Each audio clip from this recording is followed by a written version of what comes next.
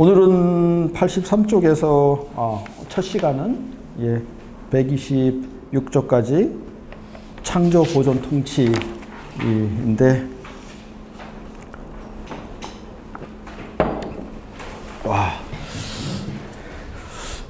지난 시간에 했던 것처럼 우리는 창조 이전에 다친 원, 하나님이 여기 계시다, 삼위일체 하나님, 이거 세 개로 그리기도 그렇고 어떻게 그리기도 그렇고 참. 그래서 저는 우리가 사는 게 3차원, 4차원이면 여기는 11차원이다. 최소한 좀 엄청나게 말로라도 좀 구분을 해야 되는데, 그것도 그렇게 호소력이 있는 것 같지는 않더라고요. 그래서 어쨌든 하나님이 계신 곳, 사실은 그곳이 우리가 종말론적인 희망이고 목표고, 우리 왜 사냐라는 말을 많이 하는데, 왜 사냐? 그리고 가려고 사는 거죠, 기독교 신앙에 의하면. 근데 여기가 약화되다 보니까 참 다른 부차적인 2차적인 목표가 많이 1차적으로 이렇게 둔갑을 하는, 주객이 바뀌는 그런 일이 많이 일어납니다. 어쨌든 여기서 우리가 창조가 시작되었다, 이렇게 생각을 했고, 이것을 지난 시간에 아들이, 영원한 아들이, 로고스가 이 신적 존재를 벗어나서 바깥으로 나왔다, 이렇게 표현을 했습니다. 그러면서 우리가 보는 우주가 생겼다라는, 이렇게, 그래서 이걸 창조라고 했고, 그 중에 자유를 많이 강조했죠. 그래서 이것은 하나님의 전적인 자유에 근거하고 있다. 자유롭다는 것은 붙들 수 없다는 겁니다. 그래서 과학도 왜 창조했는지 이유에 대해서는 밝힐 수가 없고, 우리도 아무리 산에 들어가서 벽을 보면서 명상을 10년을 20년을 해도 못 알아냅니다. 어떻게 아느냐? 알아내면 그거는 하나님의 자유에 위배된 겁니다. 내가 달리기를 잘해서 막 했는데 나한테 딱 잡혔다. 그러면 이 사람은 국가대표인가요, 아닌가요? 나한테 잡힐 정도면 이거는 국가대표 아니죠. 그래서 내가 막 생각을, 명상을 하든지 뭘 하든지 실천을 하든지 해서 하나님을 붙잡았다. 그러면 그게 하나님인가요, 아닌가요?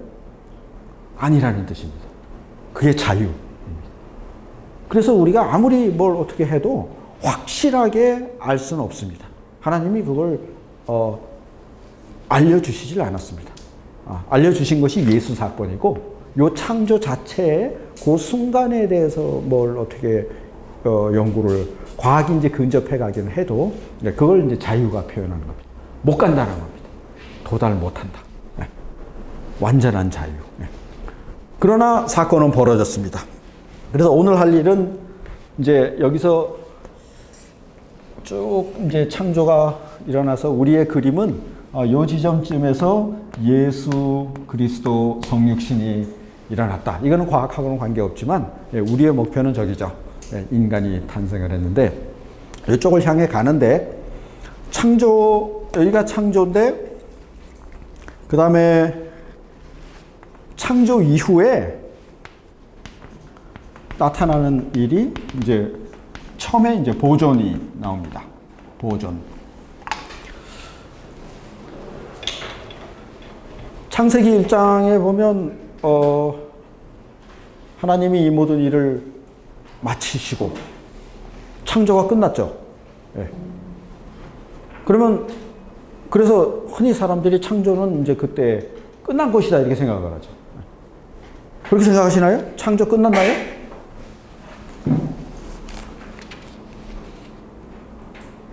지금은 창조 안 일어나나요? 이제 요 대목은 83쪽부터 계속해서 85쪽 중간쯤 보면 창조의 제7일은 이제 하나님이 안식하셨다라고 나오죠. 그러나 하나님이 더 이상 활동하지 않으신다는 뜻이 아니다. 그렇게 오해하면 안 된다라는 겁니다. 창조는 끝났지만 그러면 하나님이 이제 아무것도 활동을 안 하냐고 말이 안 되죠. 더 이상 새로운 종류의 피조물을 생산하지 않으신다. 그런 뜻이지 성경 그 구절이 하나님이 활동하지 않으신다라는 걸 얘기하지는 않는다라는 게 이제 시작입니다. 그 다음에 86쪽에 넘어가면 아주 멋진 비유가 나옵니다. 태양이 빛나지 않으면 셋째 줄, 넷째 줄에 곧바로 낮에 빛이 꺼져버리듯이 하나님이 계속 보존 안 하면 살아있을 수가 없다라는 겁니다. 그래서 하나님의 활동은 지금 계속되고 있는 겁니다. 보존 안에. 그래서 보존이 중요한 겁니다.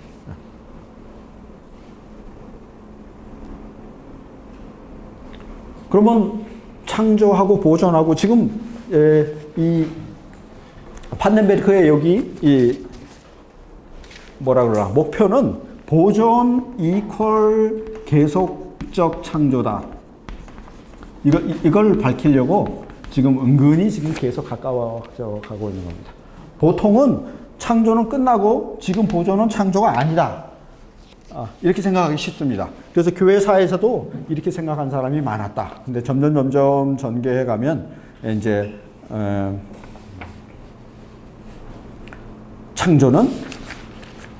보존은 계속적 창조다.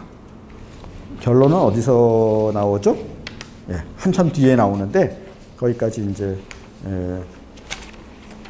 보존하고 창조는 구분됩니다. 창조는 정말 현존재를 부여하는 것이다. 이렇게 여기 표현이 되어 있죠. 없던 것에게 존재를 바위에는 바위에게. 근데 보존은 일단 창조를 전제하게 되죠. 창조가 있고 나서 그 다음에 일어나는 창조이기 때문에 다릅니다. 그러나 이것도 창조라는 이제 그쪽 논지로 가는 겁니다. 그러니까 88쪽에 가볼까요? 그래서 창조하고 보존하고 다르니까 88쪽 중간에 보면 엄격한 구분이 나오죠. 엄격한 구분의 근거는 창세기 1장에서 창조가 끝났다는 겁니다. 하나님이 이 모든 일을 마치시고 안식하셨다. 끝나지 않았느냐? 끝났는데 왜 또 창조냐? 라는 반론이 있을 수 있다는 거죠. 그래서 거기에 대한 반론은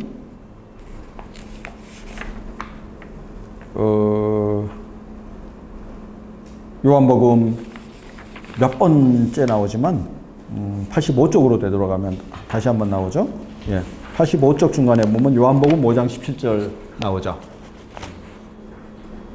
아버지께서 이제까지 일하시니 나도 일한다. 그래서 아들의 창조 활동은 계속되고 있다. 그래서 그 창세기 1장에서 하나님이 안식하셨다라는 그 증빙에 대해서 요한복음 5장 17절을 주로 일단은 됩니다. 물론 이제 구약 안에서도 시편, 이사야 많이 있지만 일단 이 구절을 가지고 얘기를 하죠. 그 다음에 가장 강력한 가장은 아니고 하여튼 판덴베르크가 내세우는 일은 여기서부터 조금 형이상학적으로 가는데 이런 엄격한 구분에 대해서 아까 말한 88쪽에 다시 한번 나옵니다. 88쪽부터 그 뒤까지 쭉 진행된 것은 이 창조가 하나님이 행하신 거기 때문에 영원한 사건이라는 겁니다. 그리고 영원하니까 시간 자체의 창조가 되는 거죠. 그래서 이런저러한 그런 이유에서 영원하다는 것은 시간에 대해서, 모든 시간에 대해서 동시적이어야 됩니다.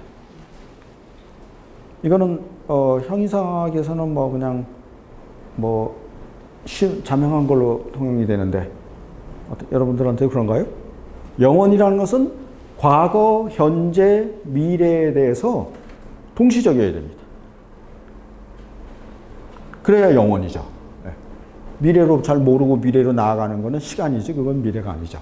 그래서 창조라는 건 시간 자체를 지어낸 거기 때문에 물론 이 시간도 여기서 시작됐지만 시작된 시간에 대해서 동시적이어야 된다는 겁니다. 그러니까 창조가 요 순간에만 있고 이 다음에는 끝났다 그러면 이거는 이게 영원한 게 아니게 된다라는 것이 요 대목의 논리입니다. 이게 88쪽의 판넨베르크의 논지입니다. 예. 구분하는 사람들에 대해서 이렇게 한 가지 대립되는 관점을 취했는데, 그것은 창조 행위가 여기 영원하신 하나님의 행위로서, 영원이 포인트입니다. 그 자체도 영원한 것이어야 된다. 예. 그러면 창조는 세계의 시작에 국한될 수 없다.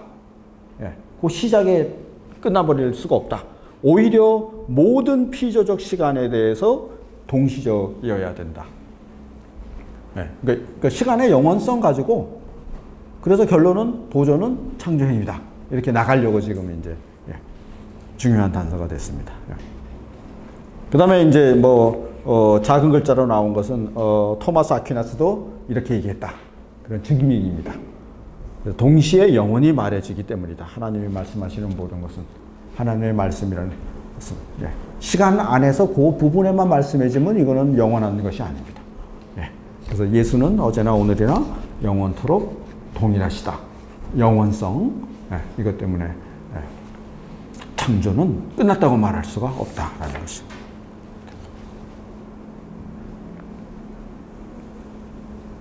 그 다음에 90쪽에서 지난주에 우리 이효재 목사님이 질문하셨던 것, 그 90쪽 여기 보면 하나님 안에 변화가 창조 때문에 일어납니까?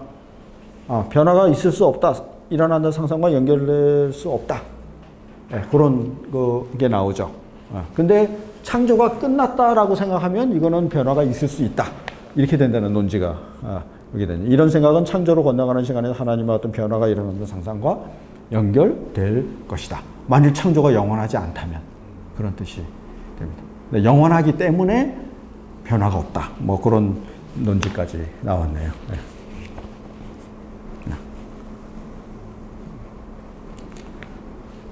그 다음에 90쪽, 91쪽에서는 이제 바르트하고 아우구스티누스의 논쟁이 나오는데, 이거는 우리 논문 쓰실 분한테만 필요한 게 아닌가 싶기도 하고. 그러니까 이 논쟁이 뭐냐면, 시간 자체가 창조됐는데 시간 안에서 또 어떻게 창조가 되느냐, 뭐 그런 논지, 그런 항의가 있습니다. 아우구스틴에 대해서, 아우구스티누스에 대해서. 그런데 바르트는 시간 안에서 오히려 창조가 일어난다. 근데 바르트의 논지는 왜 그랬냐면 92쪽에만 보면 됩니다. 넷째 줄에 창조에서는 성육신에서와 달리, 바르트를 이해하시려면 여기 92쪽의 넷째 줄, 바르트는 성육신을 생각하고 있는 겁니다. 그래서 예수가 하나님의 아들이 인간으로 탄생하셨다라는 것이 시간 안에서 일어났다는 거죠. 그래서 시간 안에서 일어나는 창조를 강조한 거고, 아우구스티누스는 처음에 여기서 보니까 시간 자체가 창조와 함께 더불어 만들어졌다는 걸 강조한 거고. 그 둘 사이에는 판넨베르크에 의하면 둘 사이에 뭐 큰 차이가 없다. 결론은 그렇게 됩니다. 그래서 뭐 이 논쟁을 세세히 공부하실 분들은 뭐 논문 쓰실 때만. 거기 정리된 게 92쪽 보면 세계가 시간 안에서가 아니라 굵은 글자로 시간과 함께 창조되었다는 아우구스티누스 명제. 이것은 많이 알려진 명제고 우리가 또 알아들어야 할 명제죠. 그래서 창조가 시간과 함께 시작. 시간이 창조 때 만들어졌다. 시간이 창조되었다라는 것은 보통은 아우구스티누스의 명제로 통합니다. 그런데 여기서 이제 한 발짝 더 나가는 겁니다. 창조 때 시간이 만들어졌지만, 그러나 뭐 아주 쉽게 생각하자면 우리 결혼하는 거랑 마찬가지죠. 결혼을 하면서 가정이 창조되지만, 결혼해서 살아가면서 그 안에서 또 창조가 되는 겁니다. 우리 셋째 아기도 낳고 그랬잖아요. 이건 없던 게 창조되는 거죠.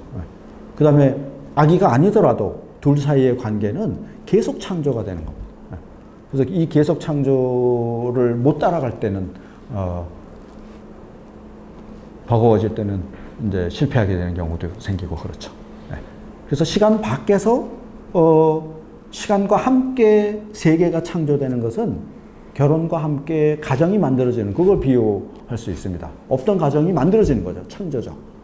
그러나 만들어진 다음, 세계가 만들어진 다음에도 하나님의 창조 활동은, 보존 활동은 계속됩니다. 그 안에서도. 먼지도 닦아야 되고, 뭐 장도 봐야 되고, 뭐 할 일이 빼가리죠. 그런 뜻입니다. 우리 집 하나 관리하는 것도 그렇게 어려운데, 뭐 이런 식으로 설교할 수 있겠죠. 이 세상을 하나님이 관리하시려면, 어서 오세요. 그래서 이렇게 쭉 해서 우리 오늘 첫 시간에 보존의 결론은 여기 92쪽, 여기 있네요. 제가 못 찾았는데 92쪽 아래에서 둘째. 그렇게 해서 하나님의 보존 행위는 계속되고 있는 창조 혹은 계속적 창조. 어서 오세요. 이게 이제 그 보존에 대한 결론입니다. 나중에 오신 분들을 위해서 지금까지 우리 보존 공부했습니다. 빅뱅 뻥 하고 터져서 이제 창조가 됐습니다. 시간도 만들어지고. 근데 이제 시간 이후에 이제 진행이 되는데, 요거를 보존이라고 했는데, 요 보존도 창조냐 아니냐. 지금 그걸 이제 여기서 논쟁을 한 거죠. 그래서 결론은 보존도 계속적 창조다.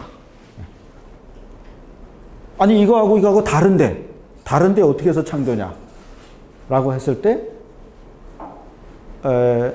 자주 드는 구절은 요한복음 5장 17절, 아버지께서 일하시니까 나도 일한다. 여기서도 지금 일하고, 계속 쭉 일하고 있다.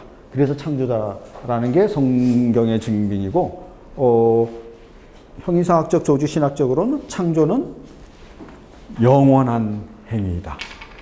이거는 이제 우리가 시간 나실 때 여기 스타벅스에 앉아서 한번 한참 생각해보면 그런 주제입니다. 이건 영원한 행위다. 영원하지 않으면 하나님의 행위가 아니죠. 영원이라는 것은 시간 안에 매 시간 동시적이어야 된다.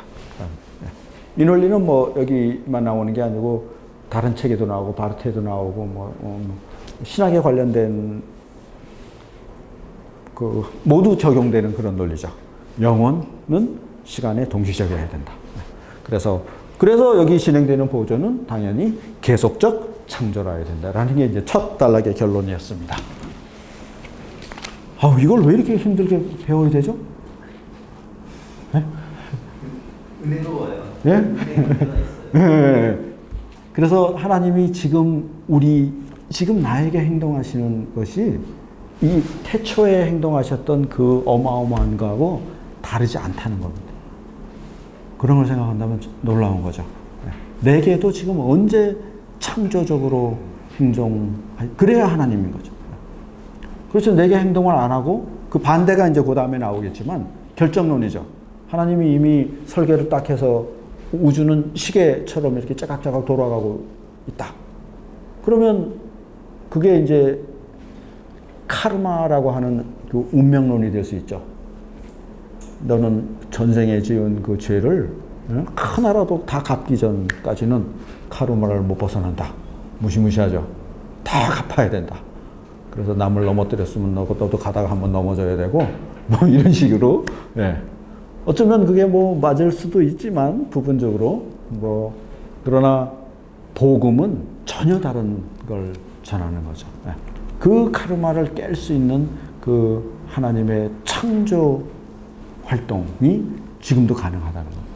박사님, 그러면은 그러니까 이제 보존이라고 이야기하면 그는 이 물리학의 세계에 살고 이 자연과학의 세계에 살고 있기 때문에 늘 어떤 필연적인 그 원리에 의해서 이 세계가 유지가 되고 보존되어야 된다는 그런 믿음이 있잖아요. 그런데 이제 판넨베르크 식으로 얘기하면 그거가 아니라 그 원리 자체로 하나님의 그 자유로운 우연성에 의해서 예. 지속적으로 창조되는 것이다라고 이해하는 건가요? 예, 예. 그쪽으로 가려고 합니다. 그래서 거기서 중요한 단어가 그 다음에 이제 창조 다음에 협력인데 거기서 설명이 되는데 관성이라는 겁니다. 물리학에서는 관성을 말합니다. 그래서 한번 막 공기 저항이 없다면 한번 딱 밀어놓으면 우주 끝까지 계속 가죠. 그걸 보존이라고 생각하는 겁니다. 그리고 우리가 사실 뭐 하는 것도 없는데, 예. 계속해서 보존이 되죠. 계속해서 보존이 되는 이거는 하나님의 어떤 창조적 활동이라기보다는 그냥 기계적으로, 화학적으로 계속 진행되고 있는 게 아니냐. 라는 것이 이제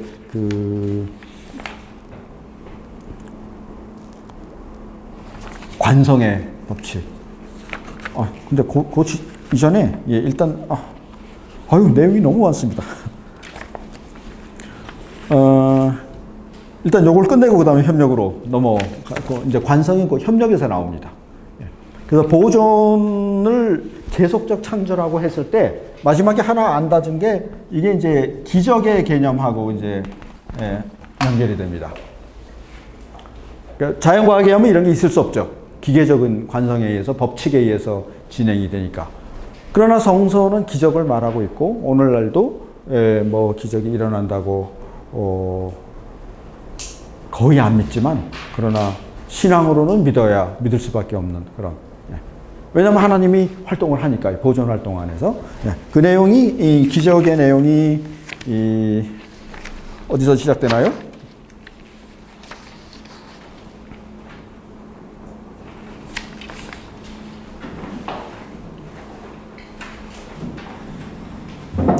예. 100쪽의 첫 줄에 99쪽 마지막에는 그래서 여기 이 창조는 보존으로 넘어간다. 다른 창조. 이제는 피조물에게 행하는 그런 하나님의 돌보심의 창조 행위가 지금 우리가 말했고 그 사건은 100쪽에서 기적 개념으로 연결된다. 그래서 과학자들은 이 부분에서 굉장히 받아들이기 어렵겠지만 그러나 예, 뭐 기적 믿으시나요? 물이 포도주 됐는데 예. 예? 예, 그거는 어쩌면 뭐 그 자체의 사건인지 뭔지 모르겠지만 어쨌든 우리가 말해야 하는 것은 그게 어려운 일이 아니라는 겁니다. 하나님한테는. 물이 포도주가 되든지 포도주가 물이 되든지 하는 그런 거는 원리상 그게 어려우면 하나님이 없는 거죠. 그냥 기계적인 시계와 같은 우주 질서만 있는 거죠. 그렇다면 무신론이 맞는 거죠.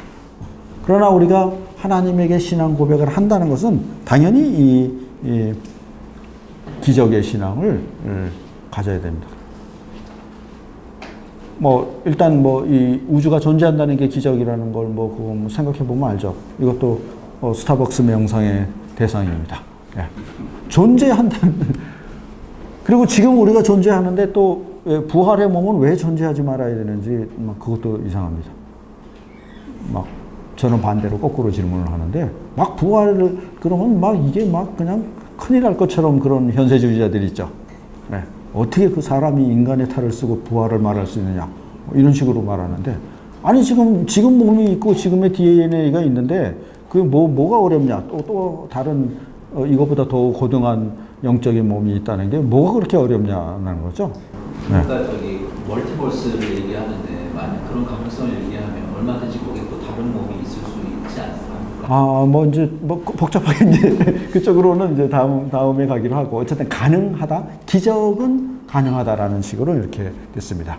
그러나 이제 101쪽에 보면 이게 요놈이 바로 101쪽 두 번째 신학이 자연과학의 법칙 개념과 충돌하도록 이끈 그 시발점이 됩니다. 신학은 성서와 하나님 믿는 신앙의 근거에서 기적을 말했는데 근세에 들어서 자연과학은 점점점 이제 멀어져 갖고 이 둘이 이제 충돌하게 된. 그래서 오늘도 뭐 페북에서는 막 충돌을 하더라고요. 저기 우정학 교수님하고 또 레위기 교수님하고 관심 없으셨나요? 그래서 과학과 이 신학은 뭐 충돌할 수밖에 없습니다. 다른 영역을 서로 다루기 때문에. 예. 그래서 자연과학 법칙이 이제 일어나면서 이제 뭐 그다음에 그 102쪽에 가면 그러면 근세는 뭐냐? 예. 시계공 뭐 이런 그 잘 알려진 시계장치와 같은 우주, 결정론적인 우주 이런 걸 이제 근세에 얘기했죠. 지금은 이제 그런 거 얘기하는 사람이 거의 없지만 그 당시 17세기는 그랬습니다. 예, 그래서 뭐 라플라스의 자 그래서 뭐 나한테 뭐 자만 줘라 그러면 다 계산해 내겠다. 뭐 이런 예, 그 결정론적으로 돼 있다는 예, 그런 표현이 있었죠. 예. 여기에 반대했던 사람이 오히려 뉴턴이었는데 예. 뭐 그런 얘기가 쭉 나와서 다 다룰 수는 없지만 어쨌든 기적과 자연과학이 갈라지는 데서 이 보존 개념은 끝났습니다. 그 다음 보존하고 비슷하지만 시간이 없어서 또 서둘러야 되네. 이번에는 이제 협력.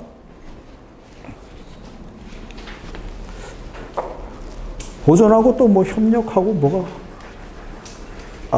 이게 무리였군요.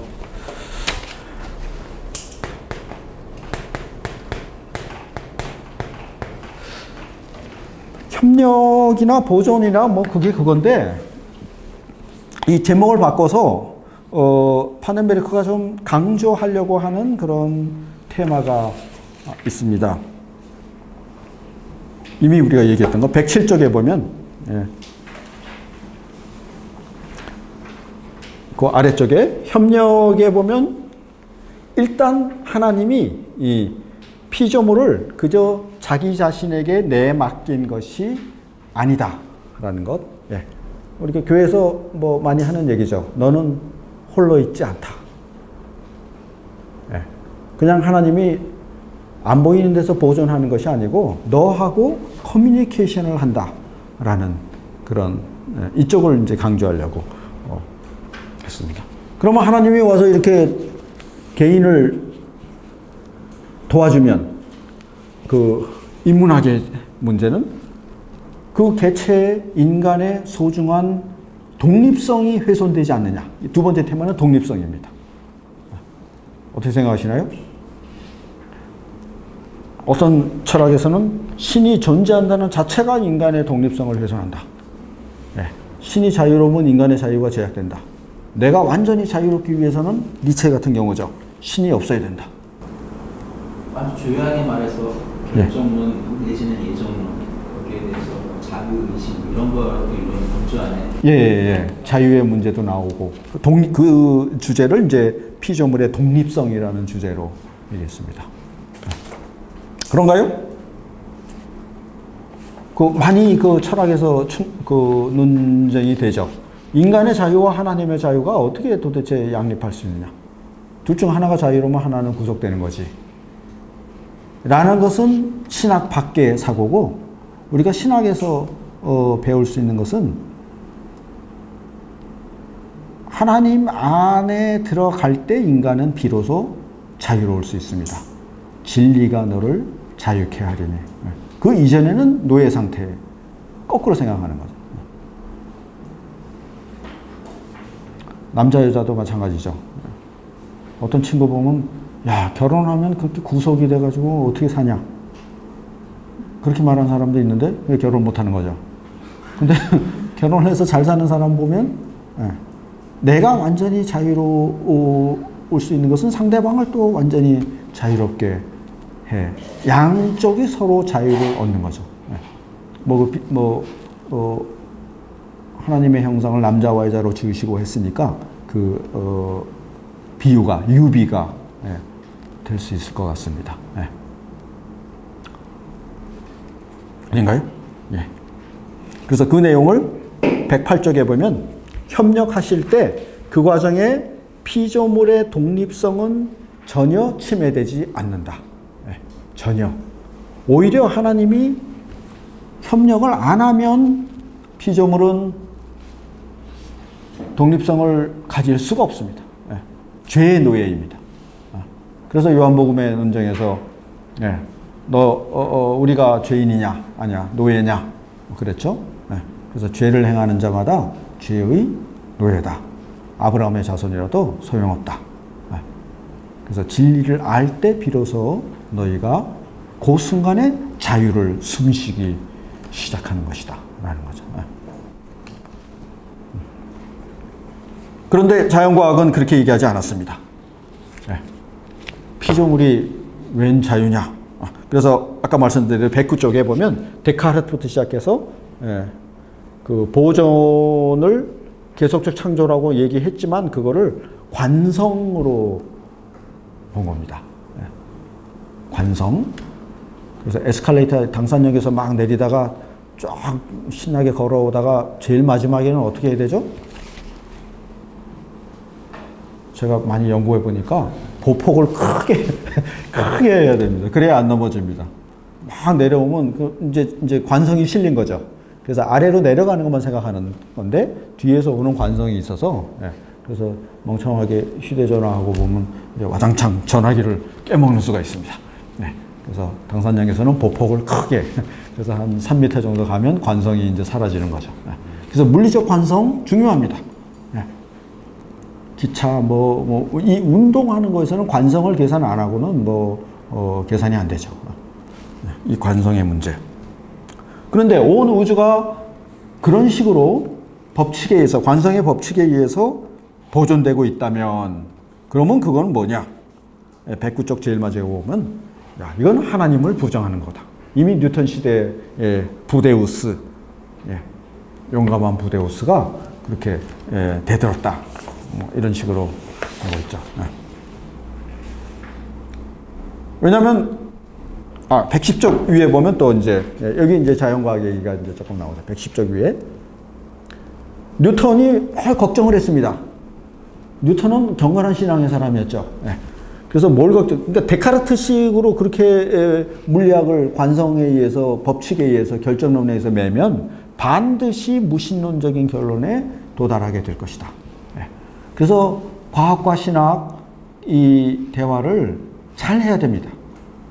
잘 못하고 내 그 입장을 정확하게 위치를 정확하게 정하지 못한 채 과학 이론에 빨려 들어갔을 때는 필연적으로 무신론적인 결론에 도달하게 됩니다.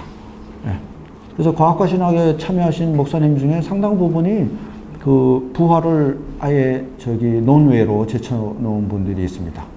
저는 그게 좀 걱정스럽습니다. 마치 자연과학에 의하면 부활이라든지 또 우리가 그 신앙의 기적이라든지 이런 문제를 말해서는 안 되는 것처럼 전제를 하고 그 다음에 과학하고 신학하고 대화를 하려고 하면 이건 오류입니다. 이건 대화가 아니고 과학이 신학을 지배를 해버리게 되는 거죠. 물론 과학적으로 증명할 길은 없지만 그러나 그런 우려가 17세기에 벌써 나오는 겁니다. 데카르트가 그런 바탕을 깔았는데 뉴턴은 이거 그렇게 되면 무신론적인 결론에 도달하게 될 것이다. 그래서 그 유명한 자연 철학의 원리, 프린키피아 라틴어로 된 책이 나왔고 뉴턴은 뭘 들고 나왔냐면 중력이 이런 관성을 벗어난 하나님의 작용이다 이렇게 생각을 했던 겁니다. 그때는 아직은 좀 깊지 않은 연구 이해였지만 지금 이 시대에 와서도 자연과학이 손을 못 대는 그런 주제 중에 하나가 중력입니다. 중력이 어디서 오며 어떻게 작용하며 하는 거 과학이 대충 알지 그 본성에 대해서는 모릅니다. 입자조차도 발견을 못했습니다. 중력자는 다른 많은 입자는 발견을 했지만 소립자들은 중력자는 스핀이 두 바퀴 돌면 제자리다 이것만 그 스핀이 2다라는 것만 발견했지 그 다음에 실제로 발견한 적도 없습니다. 이 중력의 문제를 뉴턴이 먼저 제기를 했고 그래서 뉴턴은 그러면 이제 기계론을 창조주 신앙이 극복할 수 있겠구나 했는데 거꾸로 이 세상은 거꾸로 되는 적은 많죠. 거짓 뉴스를 가짜 뉴스를 가짜로 만들려고 해서 그런 경우도 있는데 저절로 이렇게 가짜가 되는 경우도 있습니다. 뉴턴이 기계론의 아버지가 되는 이 역사적인 아이러니가 돼버렸다. 뉴턴은 원래 그걸 의도하지 않았다는 말씀. 예, 정반대로 의도했죠. 오히려 그 기계론적인 세계로 가면 무신론적인 결과가 된다라고 방어를 하려고 그 자연철학의 원리를 썼는데, 근데 나중에 가다 보니까 사람들이 뉴턴이 그 아버지였다 이렇게, 이제 뉴턴이 이제 만유인력하고 뭐 이런 법칙을 하다 보니까. 근데 역사적으로 뭐 이런 게 한둘이 아니죠. 선한 사람이 악한 사람이 되고, 악한 사람이 또 뭐 선한 척하고 역사에 남겨져. 골라서 여쭙는데 만유인력이 결국 중력인 거죠? 그렇죠. 예. 중력을 설명하는 한 법. 거기다 만유라는 말씀과는 그냥 신적인 걸로 들리는 거구나. 네, 그 당시에는 보이는 이런 모든 물질을 하나님이 편지하신다는 개념을 생각합니다. 예. 그래서 뉴턴은 뭐 하여튼 뭐 그래서 내재 하나님, 그 다음에 관성 이렇게 얘기를 한 겁니다. 예. 그런데 111쪽에 보면 그 중력이라는 것이 이제 물리학적인 장 이론으로 이제 필드 이론으로 이제 발전을 했고, 그 다음에 양자장 이론, 우주 중력장 이론. 그래서 요새는 그 촉근하고 뭐 이렇게 합쳐져 가지고 어디까지 갔는지도 모를 정도로 지금 수학적으로 발전을 했죠. 그래서 이게 결정론이 아니다라는 거, 데카르트 결정론이 틀렸다라는 것을 자연과학 스스로가 지금 이제 밝히고 있는 겁니다. 그래서 최소한 우리가 지금 뭐 안다고 그러나 경험하는 이 공간은 11차원이다라는 것이 이제 과학에 의해서 서서히 밝혀지고 있는 거죠. 그래서 결정론은 설 자리가 사실 없는 건데 아직도 촉수 이론이 만약 복잡한 방정식으로 풀어내고 하면 된다 그래도 그거 결정론을 말하는 건 아니라고 보시는 거예요? 결정론적인 촉근 이론이 있고 열린 촉근 이론이 있고, 다음 시간에 또 그래도 결정론을 포기 안 하는 과학자들이 많이 있습니다. 무신론자들은 11차원이든 뭐든 법칙에 의해서 진행된다 이렇게 좀 말의 어폐가 있지만 뭐 그렇습니다.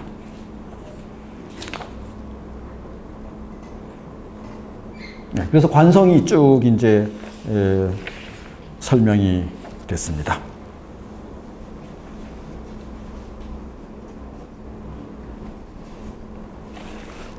그러나 다음 시간에 나오겠지만 이제 이 관성도 자연 법칙의 하나로 우리 두 번째 시간에 자연 법칙의 추상성이라는 데서 거기 포함시켜서 설명하면 될 것 같습니다.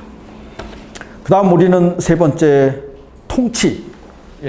우리 첫 시간의 주제는 보존, 협력, 그 다음에 통치. 세 번째 요 세 가지였습니다.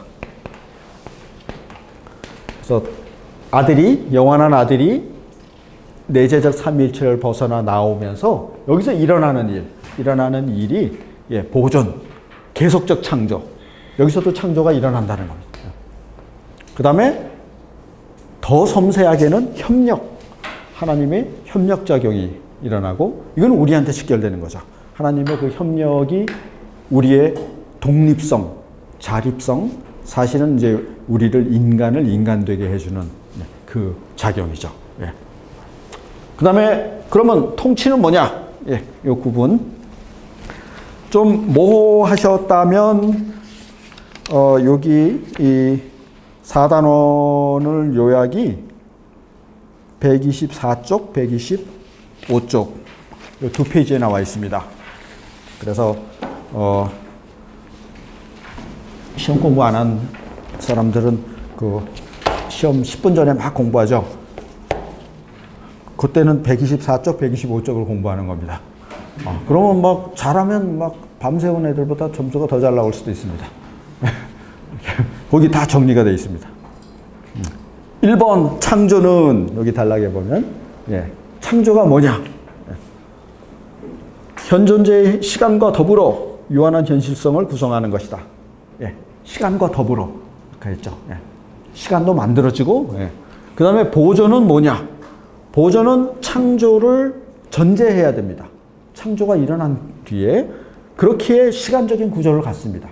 그래서 시간 안에서 일어나는 겁니다. 시간이 흘러가는 중에 일어나는 게 보존이고, 그럼 통치는 뭐냐? 지금 마지막으로 나올 통치는 뭐 섭리 뭐 이거 같은 건데,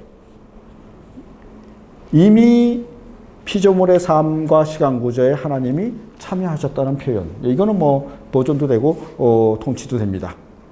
근데 보존이 뒤돌아보는 근원, 이쪽을 바라보는 그 하나님의 행동이라면, 예, 통치는 뭐가 다를까요? 미래를 바라보는, 미래의 완성을 바라보는 거다. 예, 그래서 어차피 답안지는 뭐 그 반 페이지밖에 못 쓰니까 이 내용만 쓰면 A인 거죠. 통치는 라틴어로 잘 생각이 안 나네요. 예. 예. 독일어를 썼을 수도 있고, 독일어 썼을 예, 아니 바실레이아라는 그 하나님 나라가 바실레이아 테우인데, 그 판넨베르크는 그 하나님 나라를 하나님의 통치로 번역을 합니다. 그래서 바실레이아를 통치로 번역을 합니다. 헤어샤프트. 그래서 일반적으로 하나님 나라하고 그냥 하나님 나라로만 쭉 번역을 하는데, 제가 그걸 통치로 다 고쳤습니다. 안희철 박사가 다 나라로 다 번역을 하고서 통치로 다. 근데 끝까지 가보니까 이게 통치라는 의미가 판넨베르크 신학 안에서 굉장히 의미를 지닙니다. 하나님 나라라고 했을 때는 미래성이 좀 약한데, 일단 통치라고 했을 때는 여기서 있는 것처럼 피조물들의 미래의 완성과 관계되고 있는 겁니다. 하나님이 다스리신다라는 것은 종말론적인 미래가 다가와 있다는 겁니다. 하나님이 지금 다스리고 계시면 이미 이거는 끝난 겁니다. 시간이 끝난 겁니다. 예수의 선포가 그거였죠. 네. 마지막 날 구름을 타고 오실 그 사건이 지금 여기서 이미 일어나고 있다라는 것이 신약성서의 중심 주제죠. 네. 과학자들이 이 시간 개념을 이해하기 어려워하는 거죠. 네. 그 내용이 통치입니다. 그럼 통치에서 문제가 되는 것은 뭐냐 하면, 우리가 좋아하는 여기 시도 나오고, 갑자기 판넨베르크도 그래서 시를 번역한다고 했는데 제대로 되는지 모르겠습니다. 예. 118, 119쪽에 보면, 예.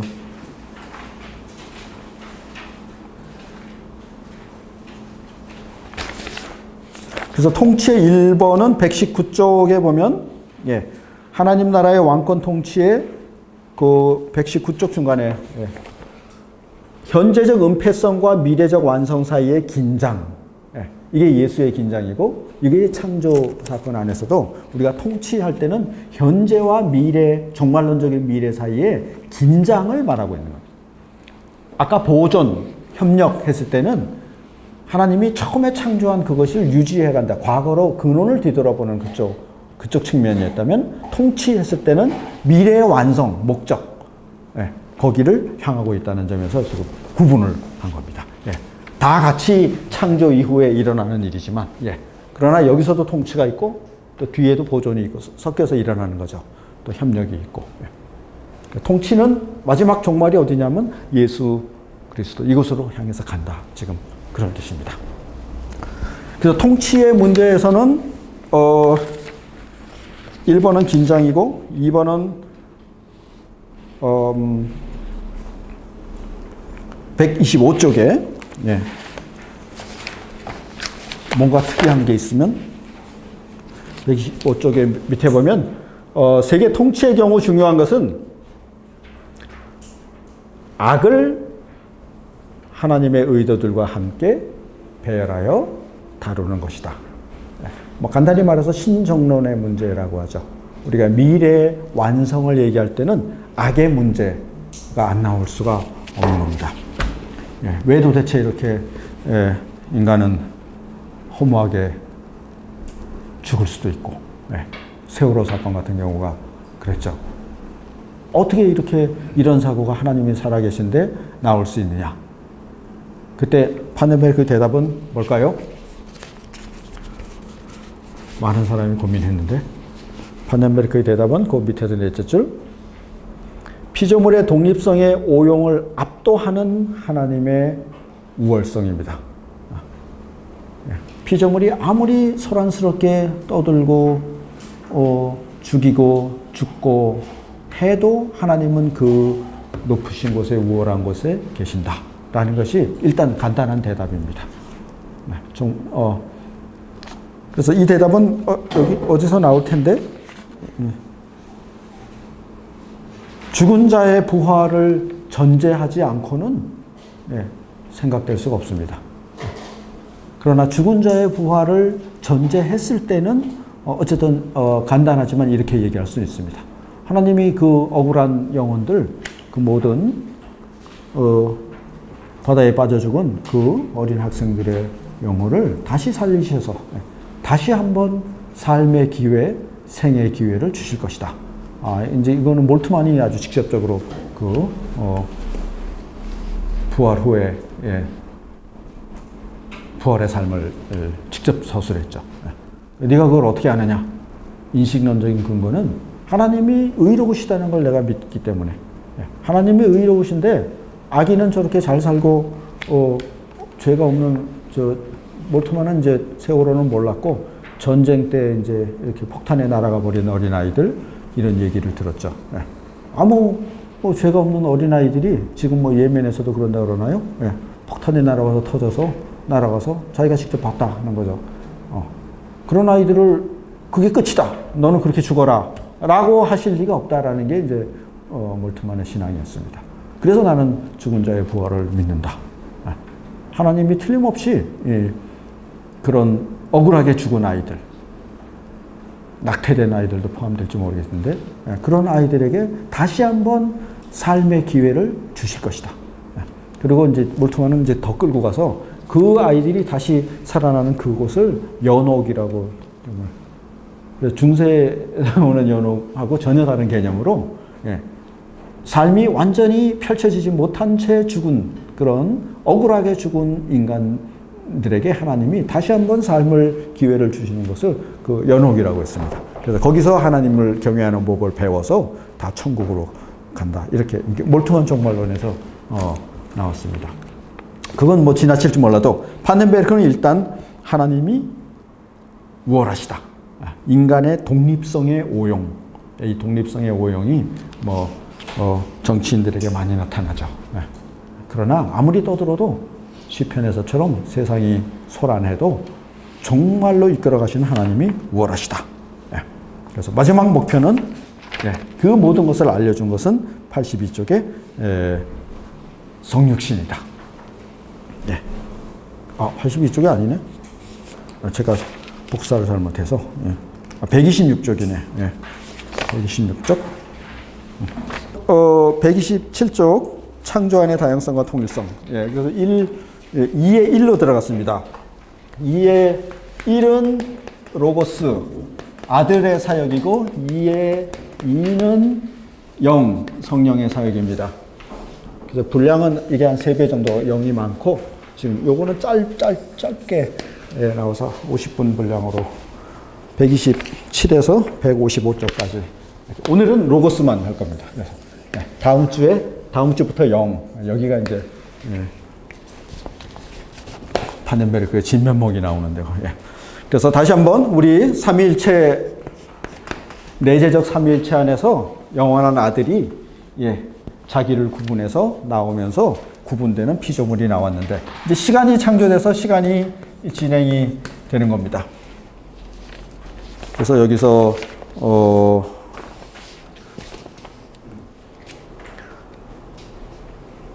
130쪽에 보면 여기도 명상할 거리가 사실 한 문장 한 문장 명상할 게 많이 없어요.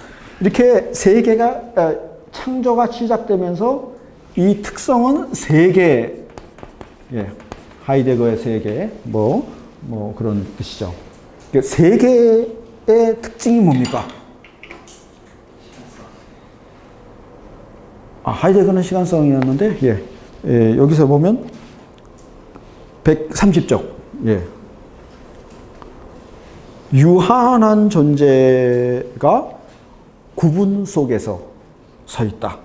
그리고 모든 유한한 존재는 유한하다는 것은 다른 유한한 존재에게 의존을 해야 사는 겁니다. 그래서 서로 의존된 관계, 의존하면서 의존하려면 또 구분되는 그 유한한 자들이 뒤얽혀 있는 것이 세계라는 뜻이죠. 우리가 세계 안에서 살아가죠. 그리고 요한계시록 보면 마지막에 종말에 이루어질 것도 세계입니다. 그 안에도 14만 4천 명이 있고 뭐가 있고 이것저것 교회는 없지만 예, 세계가 움직여가는 거죠. 그래서 신은 세계다 이렇게 어쩌면 예, 뭐 내재적 한명치 말고 예, 그런 얘기가 이제 예. 그래서 피조물들의 총합은 세계다. 예, 그래서 요거는 정말 한 번 읽고 넘어가기 아까운데 계속 체크해 놓으셨다가 예, 명상해 볼 만. 그 세계가 출발했다는 것이 빅뱅. 예. 130쪽 우오크날 이렇게 되는 거죠. 이거는 앞에서 했던 것의 이제 예, 반복인데 짠! 세계가 나오면서 자, 내가 뭐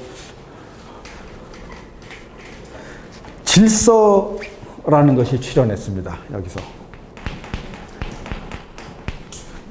터져서 산산조각 날아가 버린 것이 아니고 네.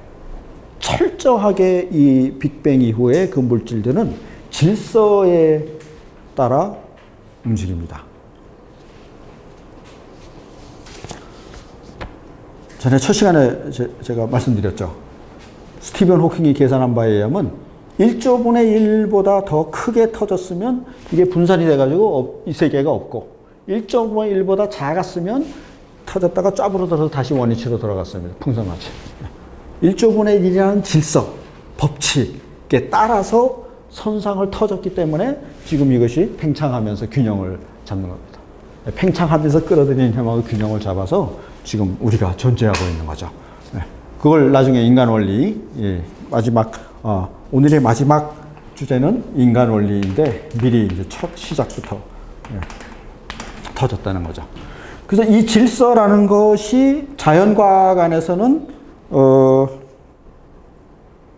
먼저 로고스가 나오네요. 131쪽에 보면 이 질서는 하나님의 지혜의 표현이다. 신학에서는 이렇게 얘기하는 거죠. 그래서 하나님의 지혜, 로고스가 질서이고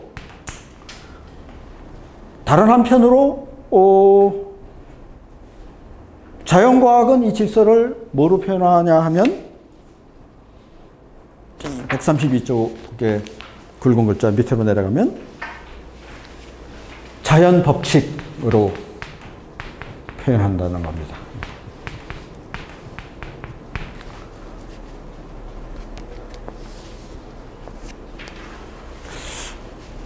어제 연구를 많이 했는데 어떻게 도식을 제가 설명을 할까 하다가 여기가 이제 질서가 로고스입니다. 그죠? 괄호. 그 다음에 133쪽부터 공부하실 분들은 136쪽까지 계속해서 이 로고스의 특성만 지금 먼저 집중적으로 강조합니다. 그래서 자연 법칙은 여기서는 우연, 창조라는 것이 일반 보편성 이렇게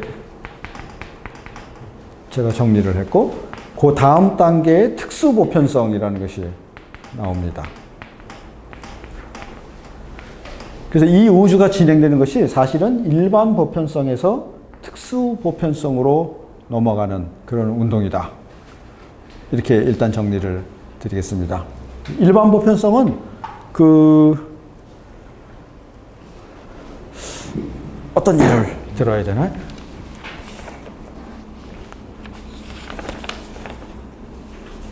개체하고 분리된 자연 법칙의 특징입니다.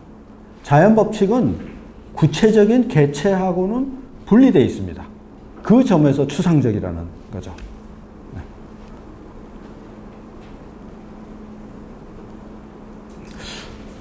그래서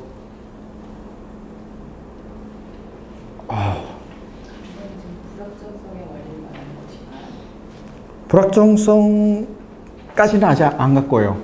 그 우연성이 이제 그렇게 이게 그 양자 세계에서 예. 문자 하나하나의 운동되는 위치는 알 수가 없지만 예. 그 확률적으로 무리가 지어졌을 때는 확률적으로 어디에 있는지를 알 수 있다라고 하는 그 논문을 갖다가 우리가 적용을 시켜보면 예. 어느 쪽 많이 비슷한 것 같아서요. 아직 거기까지는 안 갔고요. 여기서 그 132쪽에서 자연법칙적인 질서라고 했을 때는 요거는 간단한 걸 얘기를 하는 겁니다. 수소, 예를 들어서 수소가 두 개가 겹쳐지면 분자가 되고, 뭐 원자가 분자가 되고, 분자가 또 뭐 합쳐서 물질이 되고 하는 그 과정이 이 법칙에 의해서 진행이 됐다는 겁니다. 아주 간단하게 뭐 질량 보존의 법칙 이런 것도. 예. 여기서부터는 이제 질량 보존의 법칙도 들어가고, 에너지 보존의 법칙도 들어가고, 또 뭐 엔트로피 법칙. 네, 거기도 들어가고, 모든 것이 자연 법칙에 따라서 진행이 되고 있죠. 초기에는. 그런데 이 법칙이 우연한 성격을 갖는다, 추상적인 성격을 갖는다라는 것은 그 개체 자체하고는 관계가 없다는 겁니다. 그래서 얘를 좋은 예일지는 모르겠는데 어떤 저 고속도로 그 뭐 홍은동 거기 고가도로에서는 그 하루 평균 4명이 죽는다 이렇게 나오죠. 우리 교통사고로. 그래서 그건 법칙입니다. 물론 그게 딱 맞는다고 가정을 하면. 그러나 누가 죽고 왜 죽고 하는 그 개인하고는 관심이 없는 겁니다. 그래서 그 과학은 여기는 하루 평균 4명이 죽는 도로다 하고 법칙을 세우는 겁니다. 그 다음에 뭐 이제 개선을 하든지 뭐 경고를 하든지 그런 게 나오죠. 그래서 모든 자연 법칙은 그런 식이라는 겁니다. 그래서 수소 2개하고 산소하고 결합하면 물이 된다. 이건 법칙인 겁니다. 그러나 원자, 특수성 그런 거는 뭐 저런 작은 세계는 더더욱 없겠죠. 그러나 인간의 단계에서도 과학은 그렇게 얘기를 하는 거죠. 특히 의학도 그렇죠. 그래서 서양 의학이 문제가 되는 것이 이렇게 법칙으로 따지고 개인의 그 뭐죠? 한의학에서 말하는 소음이니 이런 걸 안 따진다는 겁니다. 그래서 서양 의학은 법칙에 의해서 알약을 만들어서 이거 먹어라. 이제 그렇게 그런 점에서 자연 법칙은 추상적이다라고 얘기를 한 겁니다. 그 얘기가 132쪽에 자연 법칙적인 질서다. 그런 규칙들의 총괄 개념으로서 추상적이다. 그래서 이거는 과학자들을 모욕하는 것이 아니고 과학자들도 충분히 수긍할 수 있는 내용이죠. 그런 성격을 가지고 있다는 겁니다. 피조물의 다양성으로부터 분리되어 있고 그때 자연법칙 개체는 호환입니다. 그 다음에 법칙의 유효성 자체에 대한 무관심한 사례. 가장 중요한 것은 그 132쪽 제일 아래쪽 우선 중요한 것은 개체적 특수성과의 관계에서 드러나는 법칙의 추상성, 그리고 자연법칙에 대한 모든 이론적 추상성을 명확하게 우리가 생각할 수 있어야 된다. 또 하나 예가 생각났는데 군대입니다. 남자들은 군대에 가서 군대에 가면 인간이라는 것이, 사병이라는 것은 부품이죠. 얘가 누구냐, 인간의 존엄성을 가졌냐 이런 건 필요 없습니다. 그 전투를 하는데 어떤 기능을 가지고 있는 거 A, B, C 이렇게 이제 그래서 부를 때도 뭐 D116 이렇게 부르죠. 감옥에서도 그렇고. 그래서 인간의 개체성은 호환, 그냥 이건 부품으로 가고, 이걸 뭐라고 할까요? 일반성, 일반 보편성이라고. 그러니까 자연 법칙은 그렇게 진행이 돼, 이 우주가 그런 법칙에 따라서 진행이 되어 왔고, 여기서 개체의 특수성은 고려되지 않았다는 겁니다. 예외들도 있겠지만 그건 고려되지 않는다는 말씀인 거죠? 아직은, 아직 요 단계에서는, 초기 단계에서는, 인간이 만들어지기 전에는. 동물들의 경우, 파리 같은 경우는 우리 그렇게 취급하죠. 파리 A, 파리 B를 구분 안 하죠. 그런 식으로. 이해가 되셨나요? 그 내용이 다시 한번 나옵니다. 그런데 이제 요 지점에서 이제 이거하고 반대가 되는 것이 뭐냐 하는 것이 이제 로고스입니다. 로고스의 법칙, 우리가 얘기한 아들의 법칙, 아들의 질서. 그거는 133쪽 다섯째 줄, 로고스는 세계의 추상적 질서가 아니고 구체적 질서다. 그래서 우리는 워낙 나는 구체, 너는 추상 이런 단순 도식에 매여 있어서 이것도 좀 뭐라 그럴까 거부감이 들 수 있는데 왜 구체라고 했는가를 설명할 수 있으면 됩니다. 왜 그럴까요? 아들의 그 로고스의 자기 구분의 역동성은 예수 그리스도 안에서 일어나는 자기 구분의 실현과 구분될 수 없기 때문이다. 아유, 어렵나요? 저는 처음 공부할 때 굉장히 어려웠는데 이 우주 안에서 소립자들 안에서 은하들 안에서 별들 안에서 움직이는 그 질서, 로고스의 질서가 자연 법칙으로 본 게 아니라 로고스로 봤을 때는 마지막 예수 한 사람 안에서 일어난 그 특수한 로고스하고 다르지 않기 때문에 그렇다. 다르지 않다는 건 그 증인들이 성서적 증언에 의해서 그렇죠. 그가 만물을 붙드시고 또 나오죠. 그로 말미암아 모든 것이 창조되고, 그러니까 이 안에서 움직인 모든 그 질서들이 로고스의 질서는 마지막 예수 그리스도의, 여기가 종점역이죠. 이 한 나사렛 예수 안에서 지배하게 된 그 질서와 같다는 겁니다. 그로 말미암아 만물이 이 안에 창조가 돼서 그 점에서 구체적이라고 얘기를 하는 겁니다. 로고스 뒤에 단어 뜻이 책에 로고스 어디? 아사르코스는 육체 없는. 그러니까 이쪽에서 움직인. 로고스 사르코스는 여기 육체를 가지신 예수. 뭐 이런 것까지 다 써놨네요. 엔사르코스는 뭐 그런 것 같은데. 성육신학이 이전과 이후 되는 건가요? 그렇게 생각할 수도 있죠. 하나입니다. 그렇지만 또 시간적 영화성이니까 또 이전 이후를 우리가 생각하는 시간 개념을 구분할 수는 없는 건가요? 그래서 예수 없이 로고스 아사르코스를 얘기하면 이제 추상에 빠지게 되는 거죠. 그게 자연 법칙입니다. 그래서 신학은 그때 움직인 우주 안에서 만물을 지금도 움직이는 그 자연 법칙을 예수 안에서 움직이는 실제 인격적인 로고스하고 동일시해야 되는 겁니다. 아까 영원에서도 얘기했지만 시간적으로도 동일시해야 되고. 로고스 아사르코스가 한네베르 부정의 신학 입장에서 봤을 때는 비진리나 허위가 아닌 거죠. 그렇죠. 여기서는 동시에 생각을 하니까. 거기 나오죠. 밑에 내려가면.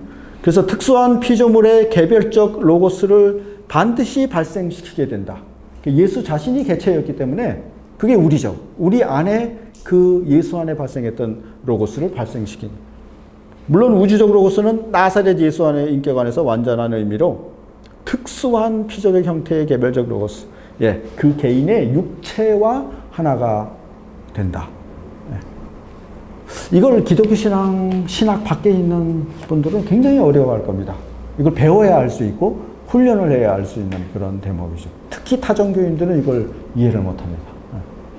어떻게 이럴 수가 있느냐.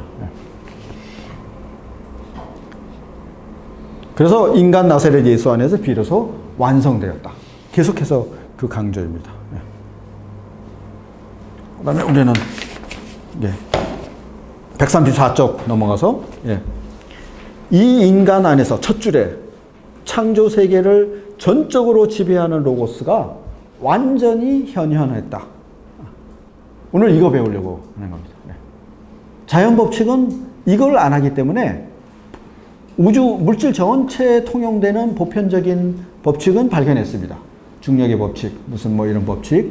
그러나 그거는 개체하고는 결합시키지 못했다는 점에서 추상적인데, 신학이 말하는 이 로고스의 법칙은 나사렛 예수라는 한 인간하고 그 안에서 현현했다고 동일하다고 보기 때문에 추상적이다. 아 여기가 그러네. 에베소서 1장 1절이 아니고 1장 10절입니다. 오타. 아 1장 10절이 뭐냐면 만물이 그 안에서 하나로 통일시키되 물론 종말론적인 완성이지만 그게 예수 안에서 일어났다는 겁니다. 바울이 그렇게 생각했습니다. 그렇게 생각했으니까 이런 진술이 나왔죠.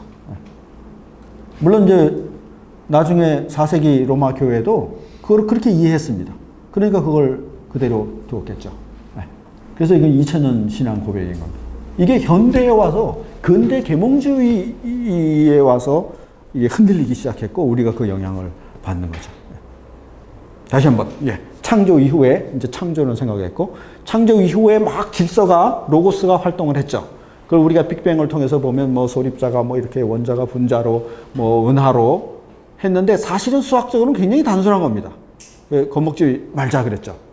크기는 크지만 수학으로는 별게 아닌 겁니다. 원심력으로 이렇게 해서 그 로고스가 생물의 단계를 거쳐서 마지막 인간의 단계로 나사렛 예수 안에서 집약돼서 통일이 될 것이고 그 다음에 아직 완성된 건 아니지만 미래에는 완전히 그 안에서 만물이 통일될 것이다. 거기서 말씀하시는 비스공표성은 예수 성육신 사건에만 적용됩니까? 아니면 성육신을 준비하는 우리 같은 개체 인간들 또는 뭐 유기체 그런 설명란이 나오나요?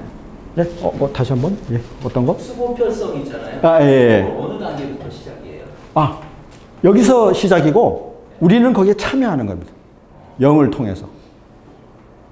우리 자신으로는 여기 이제 도달을 못하죠.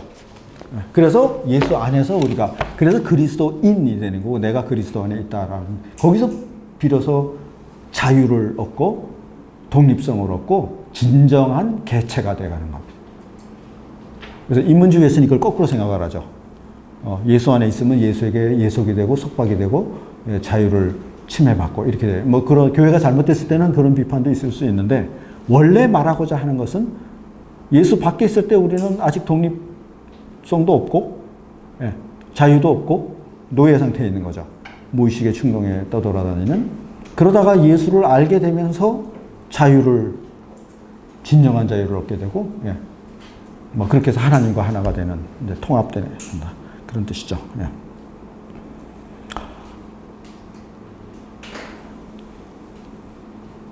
그래서 계속해서 로고스, 보편 로고스와 개별 피조물이 하나가 되기 위한 조건이 있다. 이제 조건을 따집니다. 조건이 뭘까요? 보편적인 동시에 구체적이어야 한다는 것이다. 이거는 예수에게서밖에 일어날 수가 없다는 겁니다.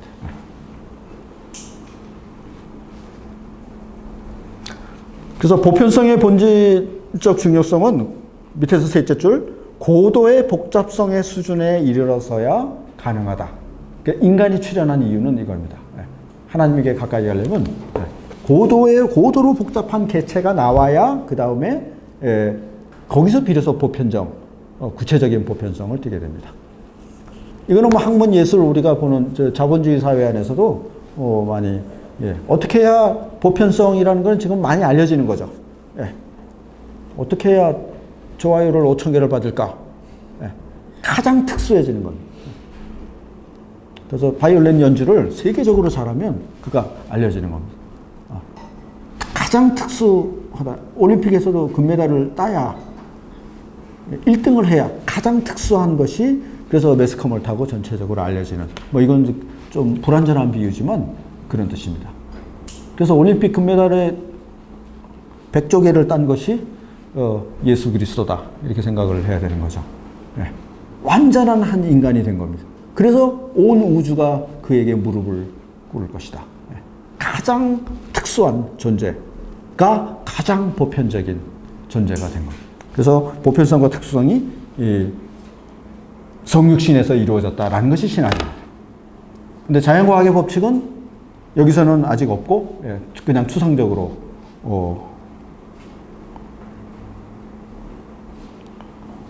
아직은 표현하고 있다라고 했습니다. 그래서 136쪽까지 계속해서 로고스 이렇게 했는데, 그 다음에 이거 어마어마한 복잡한 일들이 벌어지는데, 이거 어떻게 설명을 해야 되나? 참. 근데 자연법칙이 추상적인데, 사실은 추상적이 아닌데 추상으로 지금 착각을 하고 있는데, 그게 이 시간의 비가역성이라는 겁니다.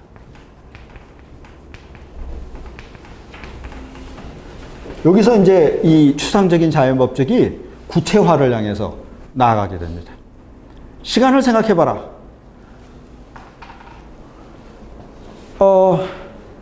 바닷가에 앉아 있는데 어제 왔던 파도하고 오늘 왔던 파도하고 같은가요? 대충 통계적으로 보면 같죠.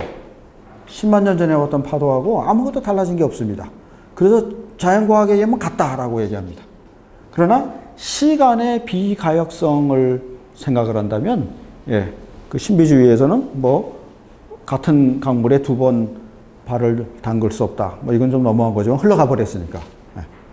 그래서 시간이 이례적으로 흐르고 있고 되돌이킬 수 없다는 걸 따지자면 각각의 사건은 구체성을 갖게 되는 겁니다. 그래서 시간의 화살 때문에 이 추상적인 자연법칙이 비로소 구체성을 띠게 됩니다. 하이데거도 여기서 나온 거죠. 하이데거는 관심이 없으신가요? 네. 자연 법칙은 시간을 무시간화해야 되고 추상화해야 됩니다. 그래서 반복적으로 검증될 수 있어야 됩니다. 그게 자연 법칙이죠. 그러나 실제로는 이제는 시간을 생각한다면 그렇지 않다는 겁니다. 각각의 사건, 개별 구성 요소들의 구체성이 드러나게 됩니다. 어제 떠올랐던 태양하고 오늘 떠올랐던 태양은 다르죠.